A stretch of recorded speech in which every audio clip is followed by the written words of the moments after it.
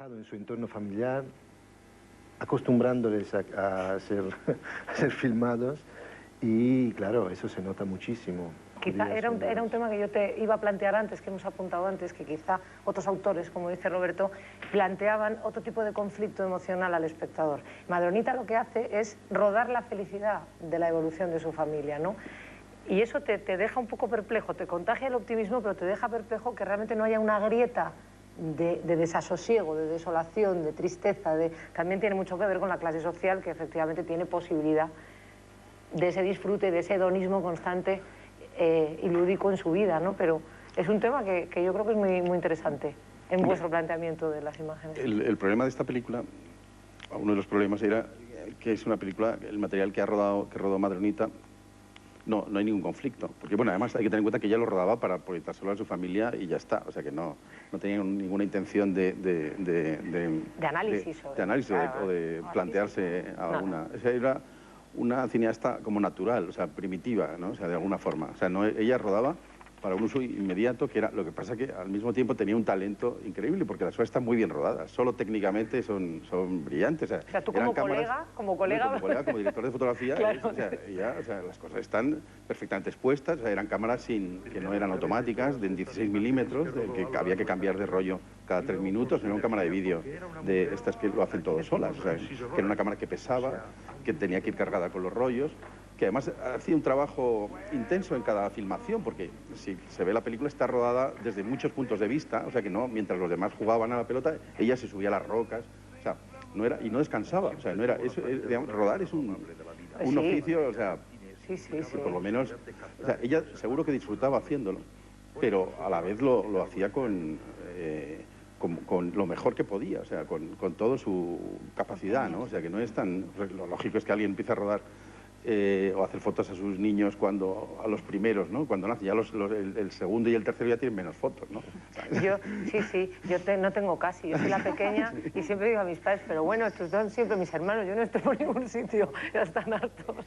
Pues no, ella empezó a rodar en el año, a finales de los años 20, por ahí, y no paró hasta casi poco antes de morir, ¿no? Hasta casi los años 80. O sea que seguía con la misma intensidad, ¿no? Y con la complicidad y la paciencia de su familia, no es por nada, porque estás viendo la película con lo que el narrador te está contando y a veces dices, hija, qué pesada, por favor, porque es que sometes a una especie de examen a toda tu gente, de alguna manera, ¿no? Que necesitas su complicidad y su paciencia. ¿Qué tipo de negociaciones tuvisteis que emprender con la familia? Andreu, cuéntame, Arantxa, si os dejaron plena libertad o hubo algún tipo de desencuentro. Bueno, en un primer momento, en el año 96, pedimos permiso para utilizar el material. Todavía vivía Max Klein, el viudo de Madronita, y a él no le gustó nada la idea de entrada, porque, bueno, él tenía bastante razón, decía, era un material privado y familiar y no quería que trascendiera. También tenía cierta desconfianza, porque, bueno, pues al fin y al cabo eran las imágenes de sus hijos, de su mujer, algo muy privado y bueno, a ver qué se va a hacer con esto, ¿no? O sea que la verdad es que él se negó a que lo utilizáramos y lo malo es que le comprendimos perfectamente, ¿no? O sea que sí, pues yo a lo mejor en su lugar hubiera hecho exactamente lo mismo.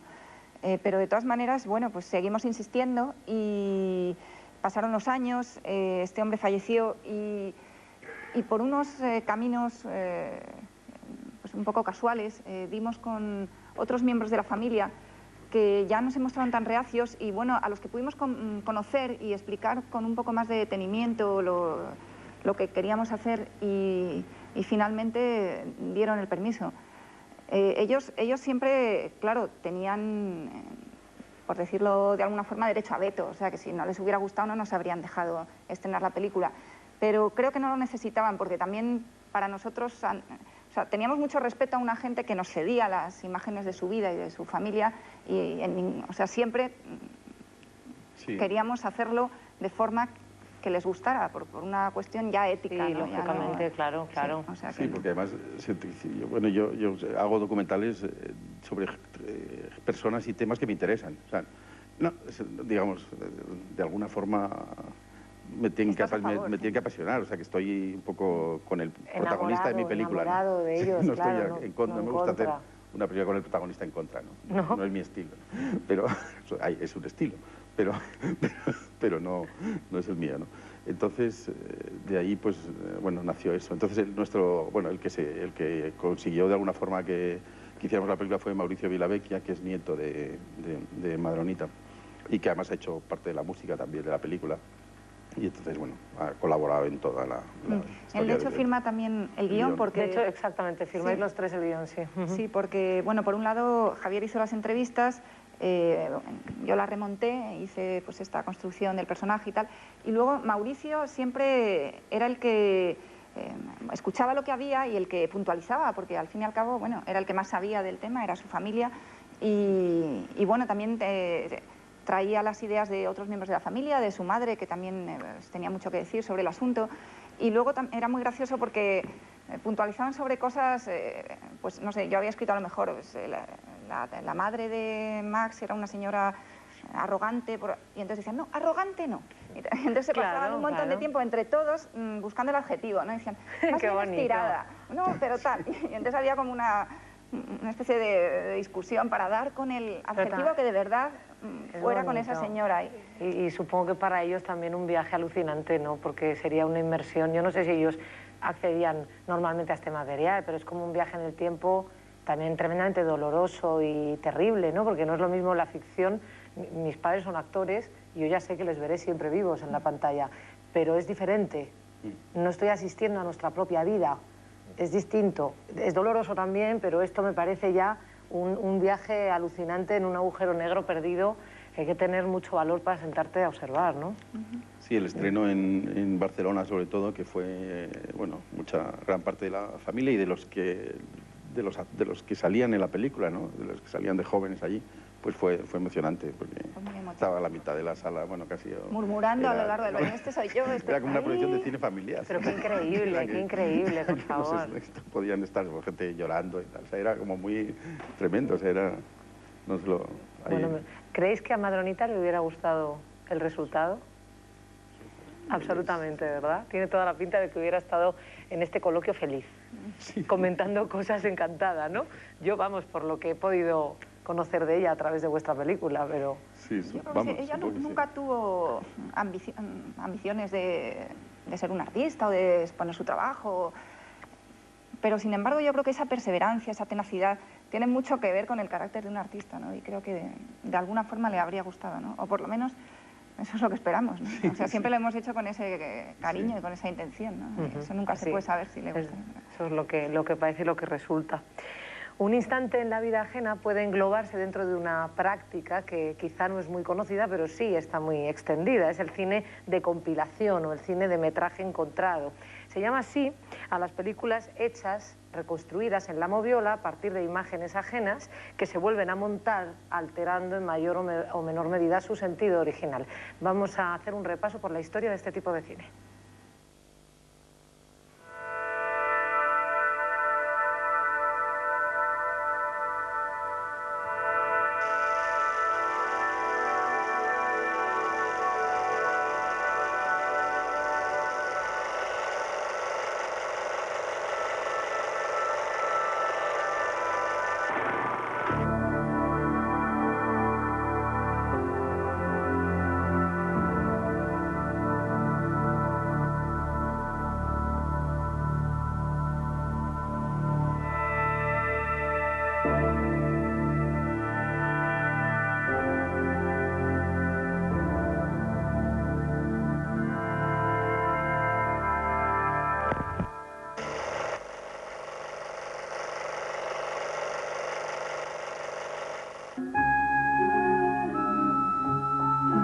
El documental cuenta con una larga tradición de películas que utilizan imágenes de noticiarios para componer un discurso histórico.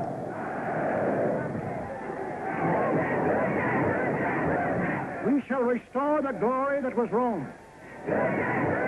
Este cine de compilación ha florecido en épocas de guerra.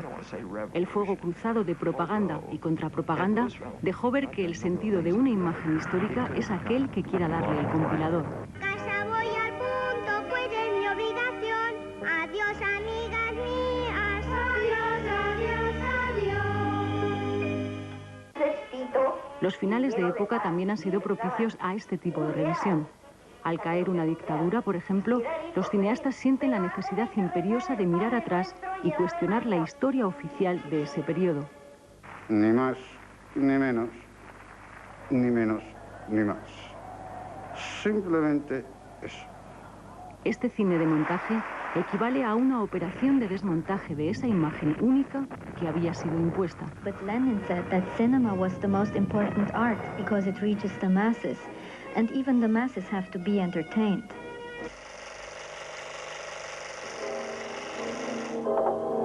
Otra corriente importante es la compilación de fragmentos de películas de ficción. Al cine, desde que tiene conciencia histórica, le gusta mirarse a sí mismo. Aquí, el impulso puede ir desde la autocelebración hasta el análisis, una forma de crítica de cine hecha con los medios del cine. Maybe you'd like to see mine. Nice, awful nice. Monty Clift and John Ireland knew what they were doing. I think that's why the scene is, I think, funny. Hoy en día el cine practica la cita de fragmentos ajenos con total libertad y de forma a veces más metafórica que literal. La vida, como dice uno de los locos del manicomio, es un cuento de brujas. No sé por qué Jesucristo creía tanto en ella, porque la vida es un cuento de brujas.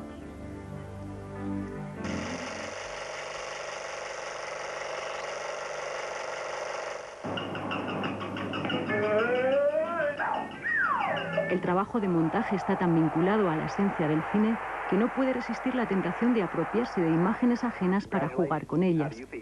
Es esta una pequeña tradición del cine cómico que llega hasta nuestros días.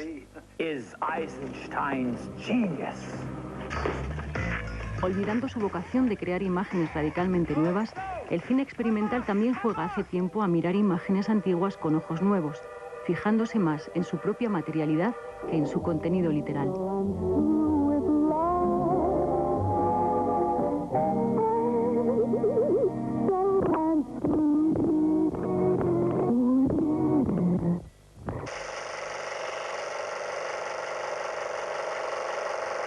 We had 3 sons. David, being the oldest, had a lot of responsibility when he was young. La atracción por las viejas imágenes no se reduce al material histórico. Desde hace tiempo se recuperan también las películas caseras que cuentan historias con H minúscula. Then why did you have 2 children together? You're trying to bring logic to an emotional situation and it doesn't work. Sometimes you have children and it helps cement the marriage. Sometimes. Todas estas variantes de compilación y apropiación tienen en común una voluntad de desviar el contenido original del metraje encontrado y el utilizar el montaje para crear un sentido nuevo. Puede verse como una herencia de la tradición vanguardista del collage o como un juego posmoderno que surge del cansancio ante el exceso de imágenes que nos inundan.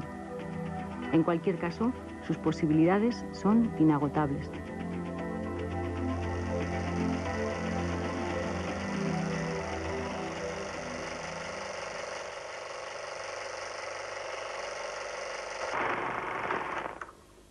Pues como hemos visto en el reportaje, parece que los archivos fílmicos están para mucho más que para simplemente ilustrar la historia, ¿no? Como documentos que ilustran la historia, sino para mucho más. Tienen casi a veces una connotación psicoanalista que nos hace ver más allá de las figuras que estamos viendo en la imagen, o el autor juega un poco a ser un Frankenstein que crea su propia criatura con trozos de otras. Contadme qué posibilidades veis en este tipo de trabajo, ahora, en el presente, en el futuro. ¿Podemos esperar nuevas sorpresas, Roberto, en este subgénero de documental? Pues, por un lado, el desarrollo de las nuevas tecnologías y pueden prefigurar, pues eso, como nacimiento de nuevos, posible nacimiento de nuevos géneros, de nuevos genios, por ahí, perdidos por las llanuras de Minnesota o de Siberia, con una pequeña cámara que, pues eso, cuentan su vida y transmiten su lealtad a la pantalla. ¿Qué experiencia tienes tú, Arantxa, con este tipo de archivos? ¿Te facilitan las cosas? ¿Es fácil acceder a este tipo de documentación cuando lo necesitáis para trabajar? Por ejemplo, has hablado de la Filmoteca Catalana. Bueno, pues uno tiene que recurrir, por supuesto, a las filmotecas, ¿no?, que hacen una labor magnífica de conservación y de puesta a disposición, ¿no? Pero claro, yo creo que esto nos va a desbordar porque poco a poco cada vez la gente rueda más, ahora con las cámaras digitales, hace más fotos, y entonces, bueno, todo este material... Es un no parar, ¿eh? Es un no parar. Sí, yo creo que va a ser un poco... Va a sustituir a lo que eran los diarios antiguamente, una persona hacía un diario, pues ahora rueda. Y entonces yo no sé qué va a pasar con todos esos diarios filmados de tanta gente en el mundo.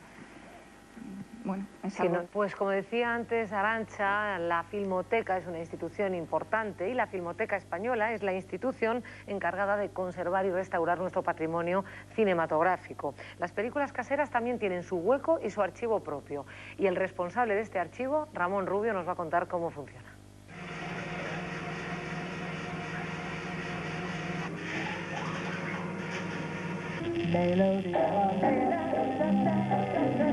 La Filmoteca Española, entre sus objetivos fundamentales, tiene dos, que son la recuperación y la conservación del patrimonio cinematográfico español, el cine nuestro. Indudablemente el cine comercial es prioritario, es el cine que se ha puesto en pantallas, pero hay otros cines menores como son el cine industrial, el cine amateur, el cine experimental y lo que ahora nos toca, que es el cine familiar. La recuperación para nosotros del cine familiar es muy complejo, mucho más complejo que el cine comercial, el cine que formatos más profesionales. Normalmente las familias, las personas que ruedan esto no saben el valor que tienen, simplemente lo han hecho por hobby, lo han hecho por inercia, entonces se conserva en cajones, en cajitas, en sitios muy perdidos dentro de las casas.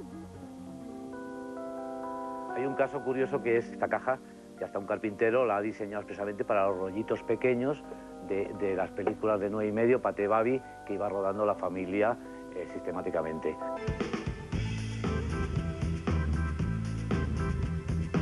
Queremos hacer llamamientos, queremos hacer que la gente sea consciente de que esos rollos de películas rodados a esas familias, esos entornos, esos monumentos que ya no existen, esos parques que ya se han transformado, ese tipo de historia que sigue reflejando esos pequeños rollos, tengan una importancia no solo para familias, sino para la conservación de cine y las filmotecas. Sí estamos en esa labor de llegar a acuerdos con las familias, de restaurar y estudiar su paso a otros formatos como ahora es el mismo el vídeo o el DVD y las originales se conserven en la filmoteca porque los proyectores ya no existen en el mercado, hay que llevarlos a sitios especializados donde pacientemente se reproduzcan a estos formatos. Pues acabamos de escuchar ahora mismo cuál es la función real, la función ortodoxa, entre comillas, de un archivo, que es la de guardar y conservar unas imágenes. Entonces, desde el momento en que estamos utilizando ese archivo para reutilizar esas imágenes y crear nuestra propia criatura, valga la redundancia, yo te preguntaría hasta qué punto, como espectador, que no tengo ni idea del tema, hasta qué punto eso es legal, lícito, hasta qué punto tú te estás apropiando de algo que firma otro autor, tienes que pagar derechos por ellos, la SGAE que dice, así un poquito brevemente, pero que... Pues hay varios approaches. Normalmente los autores que recurren a las filmotecas utilizan imágenes muy antiguas y pagan derechos por ellas, derechos de adquisición, derechos de utilizo. Luego hay otra vertiente del metraje encontrado de ese tipo de cine, que es una vertiente más polémica, justamente que trabaja sobre el discrimen entre derecho de autor o derecho de autor libre, que en cambio utiliza imágenes variadas, sea cinematográficas que televisivas, para construir pues eso, montajes más críticos por lo que se refiere a Sonic Outlaws es un ejemplo de eso. toda una parte de americanos, sí, pero también algún europeo. Y luego, por lo que se refiere a los archivos familiares, eso depende mucho, como hemos visto, de la familia, ¿no? Un poco... Sí, la libertad cuando puedas utilizarlo es un poco la... Pero vamos, que la diatriba sobre los derechos es bastante ambigua. Yo creo que a todos los que amáis el cine, os dedicáis de una manera práctica al cine y a su iluminación, habéis empezado con la fotografía, de la que ya hemos estado hablando, pero bueno, hemos apuntado que Madronita empezó a hacer fotos con 13 años y creo que tienes un material fotográfico de ella que es un auténtico asombro, ¿no? Sí, es increíble. O sea, se le ve que la pasión por la imagen y el talento ya lo tenía desde los 13 años. Tenía un laboratorio en su casa y ella revelaba sus propias placas. Y hay un material, hay unos álbumes que tiene la familia que son impresionantes. Son fotos que tienen un aire también como sus imágenes. Recuerdan al Arctic, ¿no? Además, claro, de repente es otra época, porque lo que se ve de Madronita ahora es casi moderno, aunque lo haya rodado en los años 30. Tiene un aire de modernidad, pero las fotos parece que son que hay un montón de años entre ellas, ¿no? Son un mundo lleno de trajes anchos, coches antiguos, o sea, de una vida... tiene una magia también increíble. Y ella entrenó el ojo y la cámara ya desde muy pequeña. Era capaz a los 13, 14 años, hacía unas fotos de una calidad... O sea, de verdad que era una pasión lo que tuve desde muy pequeña, ¿no? Luego lo cambió por el cine, pero empezó. Pero supongo que es un enorme aprendizaje. Ahora estamos viendo todo ese material y es un enorme aprendizaje para iluminar, por supuesto, para encuadrar. Sí, para exponer, porque claro, eran cámaras que no, y películas lentas, complicadas, cámaras aparatosas para una niña, casi una adolescente, no sé, no había muchas mujeres que hicieran eso aquí, ¿no? ¿Cómo ves el auge del documental? Ya me están diciendo que cerramos, o sea que vamos a cerrar de una manera más genérica, sabiendo vuestra opinión como expertos. ¿Cómo veis el auge del documental ahora, que gracias a vosotros y a autores como Guérin, como Patino, pues está viviendo un momento un poquito de gloria dentro de lo que cabe en el cine español, ¿no? ¿Cómo veis el futuro de...? Pues, no, bueno, a mí, claro, me parece estupendo. O sea, me parece... A mí me gusta mucho el documental. O sea, ¿Crees que es un fenómeno pasajero o que realmente...? Eso creo que dependerá un poco de los documentales que se hagan. O sea, que digamos, que si logramos ser capaces entre todos de mantener el interés por el género, pues creo que tiene una vida muy larga, ¿no? Si de repente fracasamos y no hacemos buenos documentales, pues seguramente dejaremos de hacerlo. O sea que está un poco en nuestras manos, yo creo. El acierto de Cero en Conducta, ¿no? Sí. y de Guérin y de Patino, yo creo que anima a hacer nuevos experimentos, ¿no? Pero sí, yo creo que es como un imán. Sí, hay que encontrar la fórmula también de que el espectador vaya a verlos, ¿no? Porque a mí me ha pasado a veces en alguna sala me pasó una vez en Asaltar los cielos, saliendo ya de una proyección que había público, comentaba a los de adelante. Dice, pues al final, nos hemos equivocado, esto era un documental. Dice, pero nos ha gustado mucho. Entonces, es que hay que quitar el prejuicio de que el documental forma parte del ocio de una manera y puede entretener exactamente igual que una película de ficción, ¿no? Pues nada, se nos ha terminado el tiempo. Me alegro mucho de haber sido yo la que te di, no la que te entregó el Goya, pero que estuve yo ahí cuando se te dio el Goya, porque presentaba yo la gala. La primera en por esta película. Sí, es verdad que me lo recordabas antes y me ha hecho mucha gracia, que justamente entraba con Arantxa con el Goya, con el móvil, y me lo pasó. Y además yo no me lo creía que era una broma hasta que me dijiste tú que sí, que te lo han dado ya. ¿Verdad? Que no me lo creo yo, pero bueno, que estoy aquí vestida de gala entre cajas, que te acaban de dar el Goya, hombre. No me acordaba, me ha hecho mucha ilusión recordar aquello, así que ya era una premonición de este programa. Pues nada, enhorabuena por esta preciosa película, que los siguientes proyectos tengan el mismo resultado. Gracias por haber estado aquí, a los tres, y nada más, que seréis bienvenidos siempre en versión española, y a vosotros no os despido porque llega la hora del cortometraje en este programa.